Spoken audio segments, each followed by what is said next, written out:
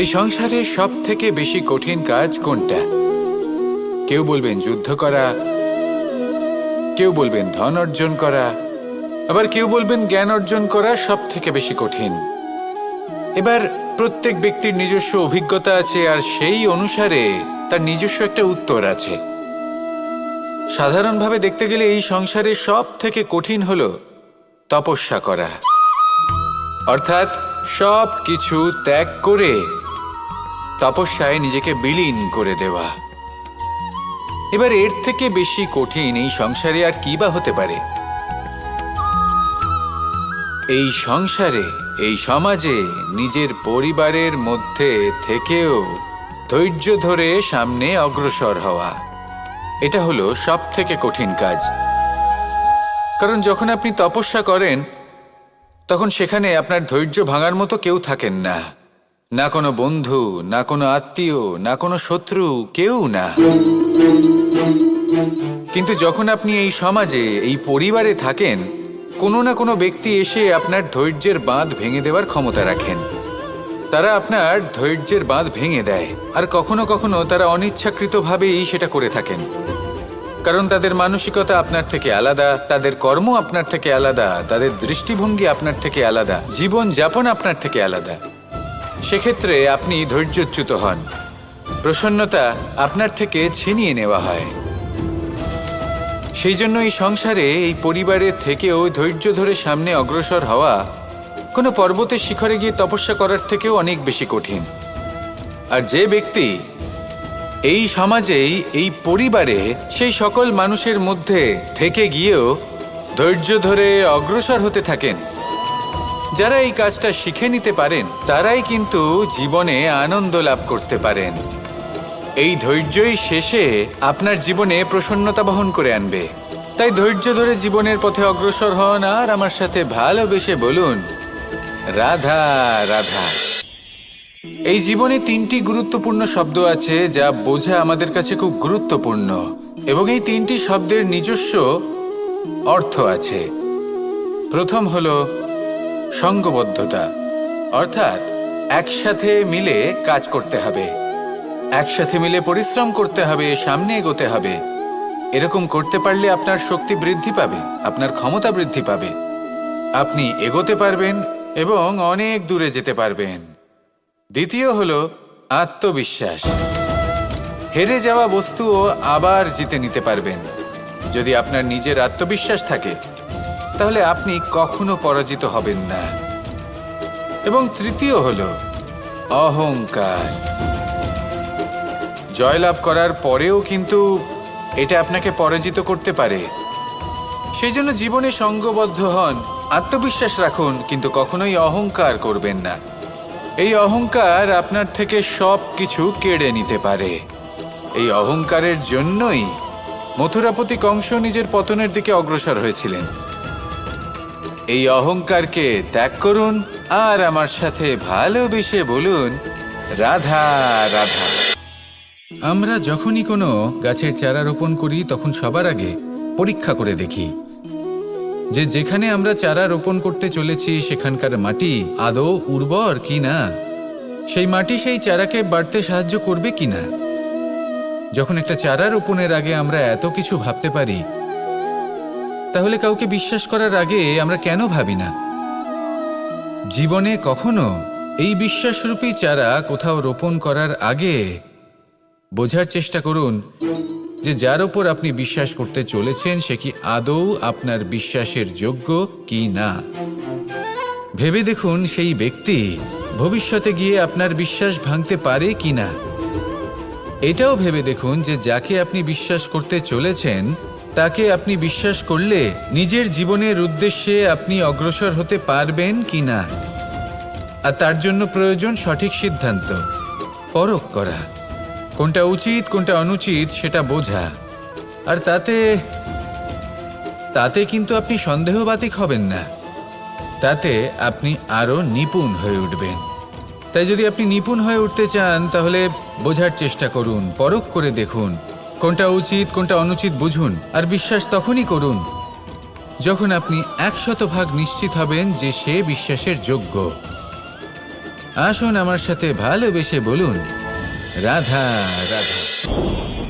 রাধা কখনো কখনো আমার জন্য বড়ই সুগন্ধি আতর নিয়ে আসে, পারিজাত ফুলের মালা নিয়ে আসে আমার প্রসাধন করবে বলে, এবং আমার সব থেকে বেশি প্রিয় মাখন নিজে হাতে বানিয়ে আনে আমাকে নিজে হাতে খাইয়ে দেবে বলে, সবকিছু আমাকে প্রসন্ন করবে বলে। কিন্তু আপনি কখনো ভেবেছেন যে এই আতর কিভাবে বানানো হয়? সহস্র ফুলের পাপড়ি একসাথে পিষে নিতে হয়, তারপরে তার থেকে যে রস নিঃসৃত হয় সেই রস দ্বারাই আতর তৈরি হয়। অনেক সংখ্যক ফুলকে অসীম যন্ত্রণা ভোগ করতে হয়, তবে তারা আমার প্রসাধন সামগ্রী হয়ে উঠতে পারে। দুধ থেকে মাখন তৈরি করার জন্য কতটা পরিমাণ মন্থন সহ্য করতে হয় সেটা আপনি জানেন। ঠিক সেই রকমই হলো আমাদের জীবনও। বিপদও আসে, কঠিন পরিস্থিতিও আসে, এর সম্মুখীন হতে শিখুন। মনে রাখবেন, আপনি হলেন সেই দুধ যাকে মন্থন সহ্য করতে হবে মাখন হয়ে ওঠার জন্য। মনে রাখবেন, আপনি হলেন সেই ফুলের মতন যাদের পিষ্ট হতে হবে সুগন্ধি আতর হয়ে ওঠার জন্য, যাকে এই সংসার পছন্দ করে। কখনো কখনো জীবনে আপনার সাথে খারাপ শুধুমাত্র এই কারণে ঘটে যাতে আপনার শ্রেষ্ঠ রূপ এই সংসারের সামনে আসতে পারে। শুধুমাত্র কঠিন পরিস্থিতি এবং বিপদকে একটা সুযোগ হিসেবে দেখার চেষ্টা করুন। আপনার জন্য এই সংসার বদলে যাবে, সংসারকে দেখার দৃষ্টিভঙ্গি পাল্টে যাবে, আপনার ভাগ্য পাল্টে যাবে, আর এই মন প্রসন্ন হয়ে বলবে, রাধা রাধা। পাশা নামক এই খেলাটি আপনারা নিশ্চয়ই খেলেছেন, না খেলে থাকলে দেখেছেন, আর যদি দেখেও না থাকেন তাহলে নিশ্চিত রূপে শুনেছেন। মহাভারতের এই মহাযুদ্ধ কোথাও না কোথাও এই পাশা নামক খেলার কারণে হয়েছিল। পাশার এই বিচিত্র খেলা, দান, এইসবের কারণে কেউ নিজের মাথায় রাজ মুকুট পরিধান করেছিলেন, আবার সেখানে পরাজিত হওয়ার জন্য কাউকে বনবাসও ভোগ করতে হয়েছিল। কিন্তু এই খেলা সমাপ্ত হওয়ার পরে সমস্ত ঘুঁটি আর এই পাশার ছক একই পুটলিতে স্থান পেল। এটাই হলো আমাদের জীবন। এই সংসারে আমরা জয় পরাজয়ের বিষয়ে এতটাই ভাবি, এত চিন্তা করি যে এই জীবনের খেলার আনন্দটাই উপভোগ করতে পারি না। আর অবশেষে কি হয়? কেউ জয়ী হন, কেউ পরাজিত হন, কিন্তু দুজনেই একই স্থানে পৌঁছে যান। প্রত্যেক ব্যক্তি মৃত্যুর পরে একটি নির্দিষ্ট স্থানেই পৌঁছতে বাধ্য, কিন্তু ততক্ষণ এই জীবন, এই খেলা, তার আনন্দ উপভোগ করুন। এই সংসারে সেই ব্যক্তি শ্রেষ্ঠ স্থানে পৌঁছতে পেরেছেন যিনি এই সংসারকে প্রকাশ প্রদান করেছেন, যিনি কখনো জয় পরাজয় এ বিষয়ে ভাবেননি, শুধু এই জীবনের খেলার আনন্দ উপভোগ করেছেন। এটাই আপনিও করুন, আর আমার সাথে ভালোবেসে বলুন, রাধা রাধা। প্রত্যেক মানুষ নিজের জীবনে দুঃখ অনুভব করেন। প্রত্যেকের দুঃখ আলাদা হতে পারে। কারোর মনে এই দুঃখ থাকে যে সে তার বাবা মায়ের সব ইচ্ছে পূরণ করতে পারেননি। কেউ এটা ভেবে দুঃখ পান যে সে চিরকাল সদাচার করেছেন, সৎকর্ম করেছেন, কিন্তু তাও তাকে দুরাচারী বলে মনে করা হয়। কেউ এটা ভেবেও দুঃখ পান যে তার সামনে যে ব্যক্তি রয়েছেন তার চোখে তিনি শত্রু হয়ে উঠেছেন বা দুষ্ট হয়ে উঠেছেন, যেখানে তিনি হয়তো কোনো অনুচিত কাজই করেননি।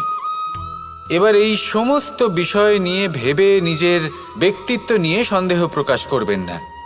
যদি নিজের ব্যক্তিত্ব নিয়ে কোনো সন্দেহ থেকে থাকে তাহলে কর্ম সংক্রান্ত প্রশ্ন করুন যে আপনি যা করেছেন তাতে কি উচিত ছিল, কি অনুচিত ছিল।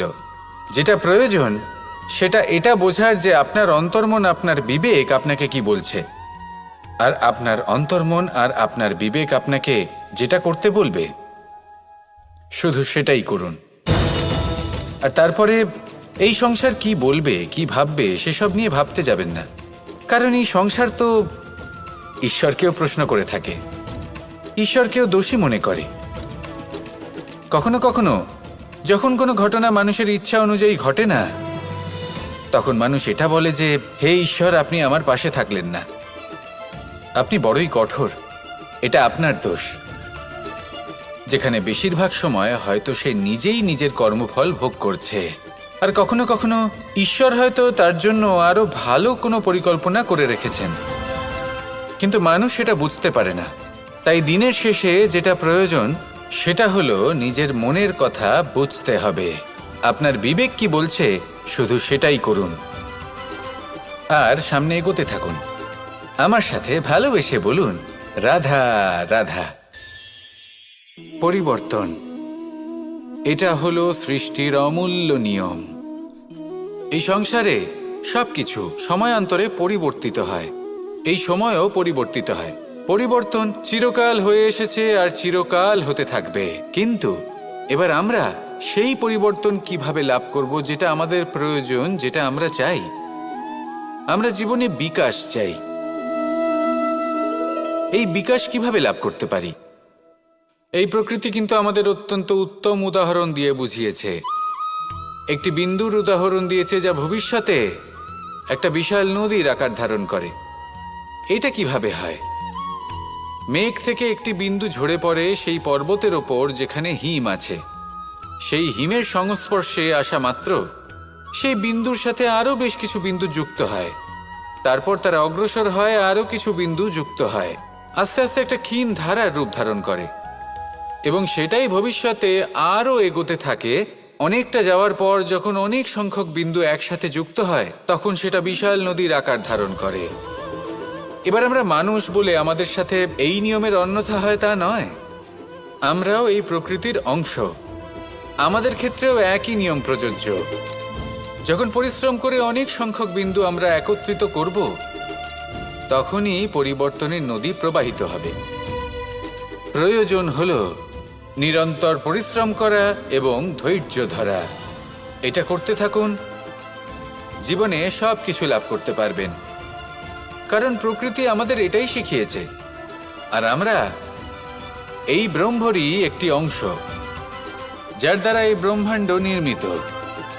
আসুন আমার সাথে ভালোবেসে বলুন, রাধা রাধা। কখনো এই প্রকৃতির দিকে তাকিয়ে থাকবেন। এই প্রকৃতি অনেক ধরনের শিক্ষা দেয়। কোনো একটা গাছকে দেখুন কিভাবে সে মাটি থেকে জল শুষে নেয়। সে ঝড় হোক বা হোক কড়া রোদ সব সহ্য করে এবং অবশেষে সে ফল ধারণ করে। আর সেই ফল উৎপন্ন করার পরে সে ফল কিন্তু সে নিজে গ্রহণ করে না, এই সংসারকে প্রদান করে, যাতে পশু পাখি মানুষ তারা এই ফল গ্রহণ করে শক্তিশালী হয়ে উঠতে পারে, সুস্থ থাকতে পারে। সেভাবেই নদী, সরোবর এরা নিজেরাও কিন্তু নিজেদের জল গ্রহণ করে না, মাটিকে প্রদান করে, পশু পাখিকে প্রদান করে। সূর্য নিজেও নিজের জন্য প্রজ্বলিত হয় না, সে প্রকাশ ছড়িয়ে দিতে চায় আমাদের সবার কাছে, সে আলো পৌঁছে দিতে চায়। এই প্রত্যেকের কর্মে পরমার্থ নিহিত আছে, আর সেই জন্যই এদের সকলকে পুজো করা হয়। তাই মনে রাখবেন,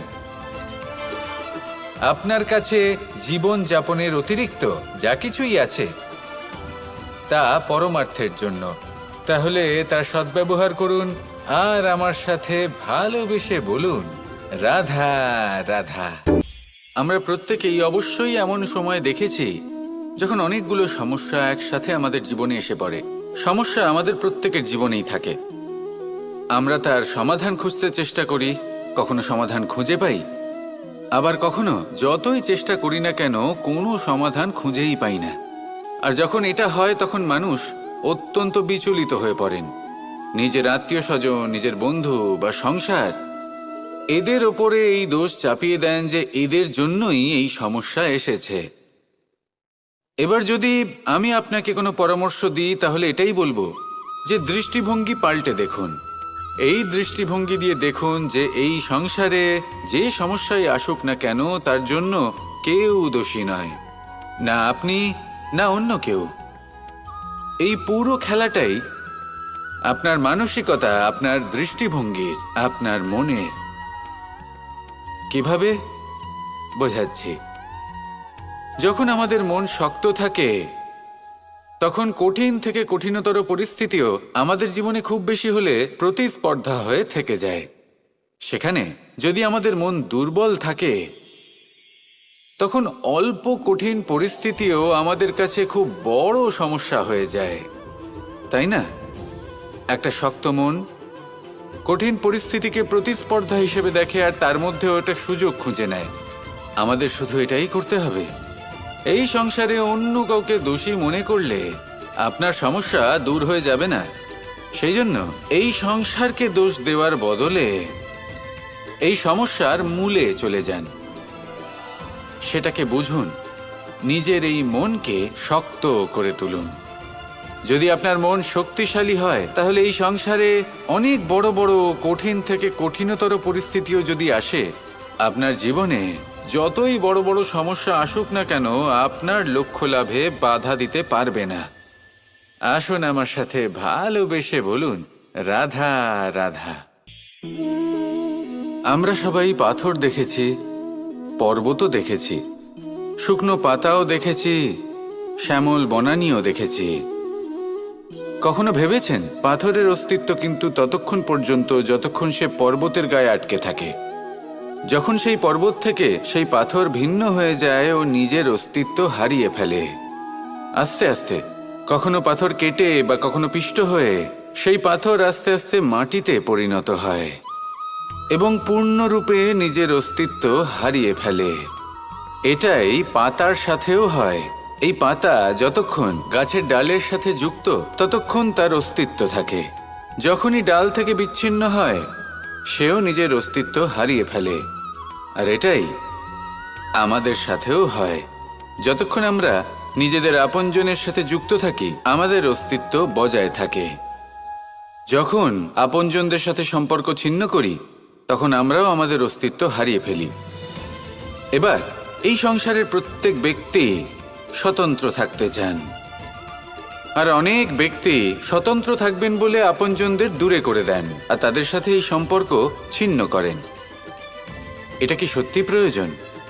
আপনজনদের সাথে সম্পর্ক ছিন্ন করে নিজের অস্তিত্ব হারিয়ে ফেলা প্রয়োজনীয়, নাকি আপনজনদের সাথে সম্পর্ক বজায় রেখে নিজেদের স্বতন্ত্র করে রাখা সেটা আবশ্যক? নির্বাচন আপনারই। আসুন আমার সাথে ভালোবেসে বলুন, রাধা রাধা। আপনি কি কখনো নৌকা যাত্রা করেছেন? করে না থাকলেও নিশ্চয়ই দেখেছেন যে এই জল যা নিজের অন্তরে সব কিছু সমাহিত করে নিতে পারে, এই নৌকা সেই জলের ওপরেই ভেসে থাকে। নদীর স্রোত কাটিয়ে সে সামনে অগ্রসর হয়। কিন্তু যদি এই নৌকায় কোনো ছিদ্র হয়, তাহলে কিন্তু সেই নৌকা ডুবে যাবে। আর এতে কোনো তফাৎ হবে না যে সেই ছিদ্র ছোট নাকি বড়, নৌকা ডুবে যাবে। এই ছিদ্র হলো আমাদের জীবনে আমাদের অপগুণ, আমাদের দোষ, আমাদের বিকার।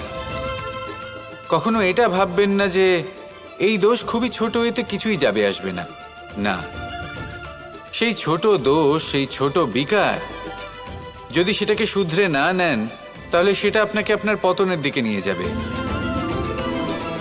শেষ পর্যন্ত এটা আপনার ওপর নির্ভরশীল যে আপনি কি চান। আপনার জীবনের এই নৌকা এভাবেই ডুবে যেতে দেখবেন, নাকি নিজেকে শুধরে নিয়ে সেই নৌকার সেই ছিদ্রটাকে ভরিয়ে তুলতে চাইবেন? নির্বাচন আপনার। আসুন আমার সাথে ভালোবেসে বলুন, রাধা রাধা।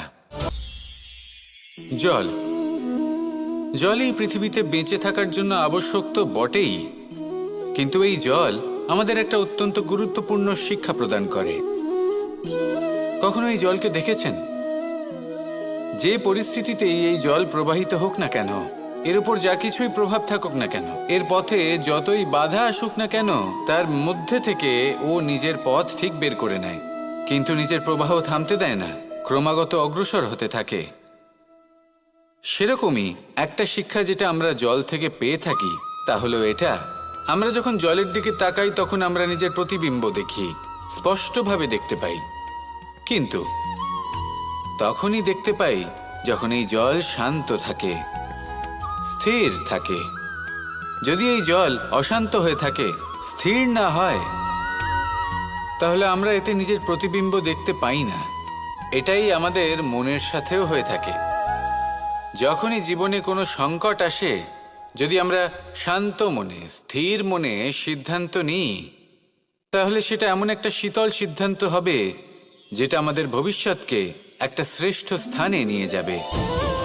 যদি এই মন অশান্ত হয়, বিচলিত হয়, পীড়িত হয়, দুঃখিত হয়ে থাকে, রুষ্ট হয়ে থাকে, তাহলে অনেক সময় আমরা এমন সিদ্ধান্ত নিই যেটা আমাদের জন্য অনুচিত প্রমাণিত হয়। যখন আপনি ক্রুদ্ধ ছিলেন বা দুঃখের বশে ছিলেন, তখন অনেক সময় হয়তো এমন সিদ্ধান্ত নিয়েছেন যেটার জন্য ভবিষ্যতে আপনি অনুশোচনা করেছেন। এবার দেখুন, এই আবেগগুলো থেকে আমরা পালাতে পারবো না, কিন্তু এই আবেগগুলো আপনার ওপর কতটা প্রভাব ফেলবে সেটা আমরা অবশ্যই ঠিক করতে পারি। এই মনকে আমরা নিয়ন্ত্রণ করতে পারি।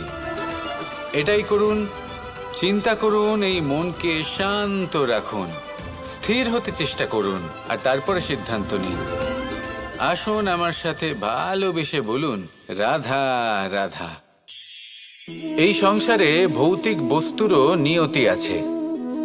যারাই এই সংসারে আসে বা উৎপন্ন হয়, তারা কিছুমাত্র সময় পর্যন্তই এখানে থাকতে পারে, আর তারপরে সেও লুপ্ত হয়ে যায়, অর্থাৎ সে নিজেও এই পঞ্চমহাভূতে সমাহিত হয়ে যায়। আমাদের সাথেও ঠিক এটাই হয়। সেই জন্যই ঈশ্বর দ্বারা প্রদত্ত এই উপহারের বিষয়ে ভাবুন, এই জীবনের বিষয়ে ভাবুন। ঠিক যেমন বিশ্বাস ভঙ্গ হলে কোনো ব্যক্তি আমাদের কাছে অপরিচিত হয়ে যান, ঠিক সেরকমই শেষ নিঃশ্বাস ত্যাগের পর এই শরীরও আমাদের কাছে পরই হয়ে যায়। তাই এই শরীর থাকাকালীন শ্রেষ্ঠভাবে একে সদ্ব্যবহার করুন, এই জীবনে শ্রেষ্ঠ কর্ম করুন, আর এই জীবনকে শ্রেষ্ঠভাবে যাপন করার জন্য কিছু কথা বোঝা প্রয়োজনীয়। যদি আপনি কারোর প্রশংসা করেন, তাহলে পূর্ণ হৃদয় দিয়ে করুন। যদি আপনি হস্তক্ষেপ করে থাকেন, তাহলে মস্তিষ্ক দ্বারা করুন। যদি আপনি সমীক্ষা করেন, তাহলে বিবেক দ্বারা করুন। যদি আপনি ধন অর্জন করতে চান, তাহলে নীতি অনুসারে চলুন। যদি জীবনযাপন করতে চান, তাহলে রীতি মেনে করুন। আর যদি ঈশ্বরের ভজন করতে চান, তাহলে ভক্তিভাব নিয়ে করুন। শুধু এই কথা মনে রাখবেন যে আপনার এই জীবন কিন্তু অনিশ্চিত কাল পর্যন্তই আছে। কতক্ষণ আছে সেটা কেউ জানে না। তাই কিছু মুহূর্ত যেটা যাপন করতে আমরা এখানে এসেছি, সেখানে ক্রোধ, অহংকার, ঈর্ষা, এইসব আবেগের কি গুরুত্ব বলুন তো? এগুলো ত্যাগ করুন। মানুষকে ক্ষমা করতে শিখুন, আস্তে আস্তে বিশ্বাস করতে শিখুন। এই সংসারে নিঃস্বার্থভাবে প্রেম করতে শিখুন, আর সবার মধ্যে আনন্দ বিতরণ করুন। তাই এই সব গুণ যদি আপনি আত্মসাৎ করতে পারেন, তাহলে আপনার জীবনে শুধু আনন্দ এবং আনন্দই বিরাজমান হবে। আসুন আমার সাথে ভালোবেসে বলুন, রাধা রাধা রাধা।